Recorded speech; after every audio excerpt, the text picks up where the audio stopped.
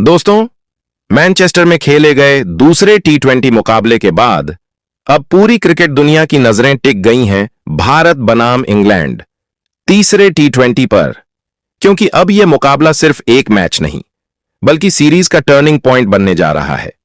एक तरफ team India के सामने चुनौती है वापसी की, तो दूसरी तरफ इंग्लैंड चाहेगा कि भारतीय टीम पर दबाव और बढ़ाया जाए।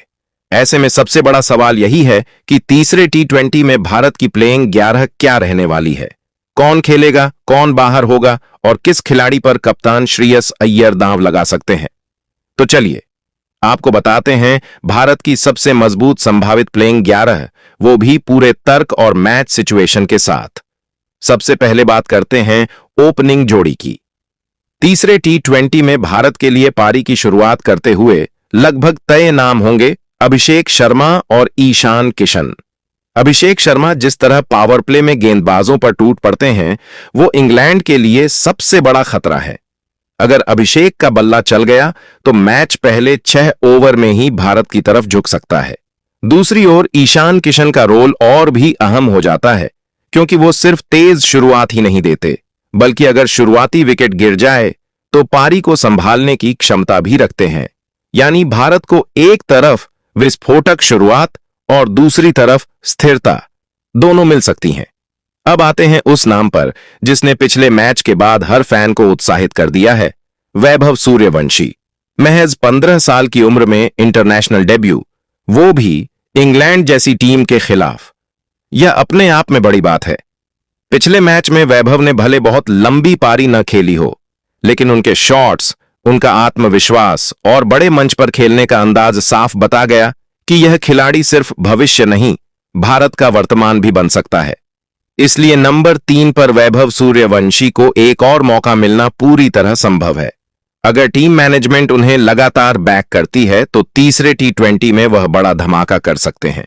नंबर 4 पर टीम इंडिया की कमान संभालेंगे कप्तान श्रेयस अय्यर। इस सीरीज में अय्यर पर सिर्फ कप्तानी का नहीं बल्कि मिडिल ऑर्डर को कंट्रोल करने का भी बड़ा दबाव है। इंग्लैंड के खिलाफ अगर भारत को बड़ा स्कोर बनाना है या मुश्किल हालात से निकलना है तो श्रेयस की पारी बेहद निर्णायक होगी। उनके पास स्पिन को खेलने की काबिलियत है, तेज गेंदबाजों के खिलाफ टाइमिंग है और सबसे बड़ी बात, वो इनिंग्स को एंकर भी कर सकते हैं और जरूरत पड़ने पर गियर भी बदल सकते हैं। तीसरे टी20 में श्रेयस अय्यर की बल्लेबाजी भारत की किस्मत तय कर सकती है। नंबर 5 पर रहेंगे तिलक वर्मा, एक ऐसा बल्लेबाज जो आज की टी20 क्रिकेट में भारत के सबसे भरोसेमंद नामों में शामिल होता जा रहा है। तिलक की सबसे बड़ी ताकत है उनका शांत दिमाग और दबाव में मैच को फिनिश करने की क्षमता। अगर शुरुआती विकेट जल्दी गिरते हैं तो तिलक पारी को संभाल सकते हैं, और अगर आखिरी ओवरों में तेजी चाहिए तो वही तिलक गेंदबाजों पर हमला भी बोल सकते हैं। इंग्लैंड जैसी टीम के खिलाफ ऐसे खिलाड़ी की अहमियत और बढ़ जाती है। अब बात उस खिलाड़ी की जो मैच का रुख एक ही ओवर में बदल सकता है, शिवम दुबे। नंबर 6 पर शिवम दुबे की जगह लगभग पक्की मानी जा सकती है। दुबे का रोल बिल्कुल साफ है, आते ही बड़े शॉट लगाना, स्पिनर्स पर दबाव बनाना और डेथ ओवर्स में रन गति को आसमान तक पहुंचा देना। अगर भारत 16वें ओवर तक 130 से 140 के आसपास भी रहता है तो शिवम दुबे अगले 4 ओवर में मैच का पूरा चेहरा बदल सकते हैं, और यही वजह है कि तीसरे टी20 में उन पर काफी उम्मीदें रहेंगी। नंबर 7 पर आएंगे अक्षर पटेल, और यही वो खिलाड़ी हैं जो भारत की प्लेइंग 11 को संतुलन देते हैं। अक्षर सिर्फ गेंद से ही नहीं बल्ले से भी बेहद उपयोगी हैं।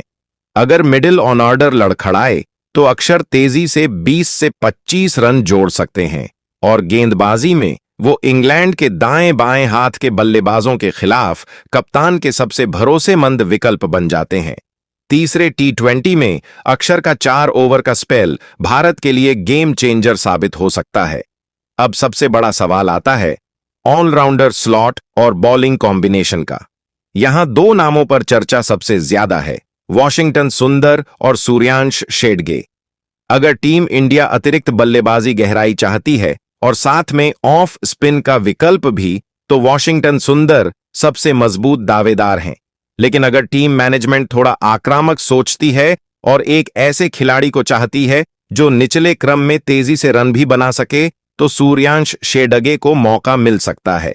फिलहाल संतुलन को देखते हुए वॉशिंगटन सुंदर थोड़ा आगे नजर आते हैं। अब बात करते हैं गेंदबाजी आक्रमण की, क्योंकि पिछले मुकाबले के बाद यहीं सबसे बड़े बदलाव की उम्मीद है। तेज गेंदबाजी में अर्शदीप सिंह का खेलना लगभग तय है। नई गेंद से स्विंग, डेथ ओवर्स में यॉर्कर और बड़े मैचों का अनुभव, अर्शदीप इस भारतीय अटैक की रीढ़ हैं। उनके साथ दूसरे तेज गेंदबाज के रूप में हर्षित राणा या प्रसिद्ध कृष्णा में से किसी एक को मौका मिल सकता है।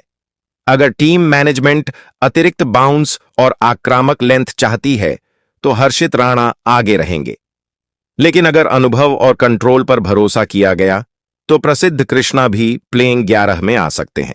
और अब आते हैं उस विभाग पर जहां बदलाव की सबसे ज्यादा चर्चा है, स्पिन डिपार्टमेंट। पिछले मैच में रवि बिश्नोई महंगे साबित हुए और इसी वजह से तीसरे टी20 में भारत वरुण चक्रवर्ती की तरफ जा सकता है। वरुण की मिस्ट्री स्पिन, अलग अलग एंगल और बल्लेबाजों को पढ़ने की क्षमता उन्हें इंग्लैंड के खिलाफ बेहद खतरनाक बना देती है। अगर वरुण प्लेइंग 11 में आते हैं तो भारत की गेंदबाजी में वो एक्स फैक्टर जुड़ जाएगा जो मैच को पूरी तरह पलट सकता है।